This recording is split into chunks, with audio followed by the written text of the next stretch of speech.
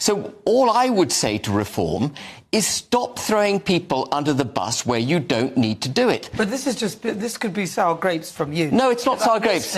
It's not sour grapes. I'm hearing that potentially you're, not happy with the direction, the way reform was going. All right, well, I resigned to the extent that I'm able to resign. I resigned. But that's what I'm interpreting. Yeah, but it's not bitter. I absolutely agree they're going in the wrong direction. I think Nigel is diluting the message considerably. He is pursuing failed Tory MPs and others to join reform. For example, Marco Longhi, who stood in Dudley, has just been taken on by reform. Yeah. And Andrew Southall, who was our fantastic candidate, who stood in the general election, got 2% less than Longhi, was lambasted by Longhi during the general election, discovered that Longhi's joined the party on social media. And that was a couple of days ago. And I had Andrew on the phone to me saying, this is absolutely outrageous. And of course it is outrageous. And so many But that is politics, No, it's not politics. It's rough and tough. No. People are slagging each other all the time. David Lamb slagged off Donald Trump and next. No, but you don't. Marco Longhi, if he were to be taken on, it should have required the leadership of reform to speak to Andrew Southall and say, this is happening. Have you got a view? What's the best way to manage this? We want to give you the heads up, so your nose isn't...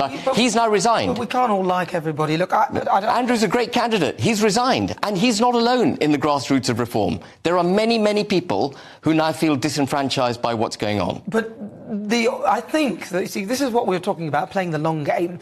But sometimes you act swiftly, too swiftly, without giving something time to breathe. I mean, that's how I feel about you in terms of your membership of your part in Reform UK. I think you could have waited, played a longer game, and then eventually got whatever it is you wanted done. And I think that's, we can't all have things straight. No, I would have done that if reform, I would have stayed in reform. Absolutely. I don't need to be in a senior position. I couldn't care less. I've said that repeatedly.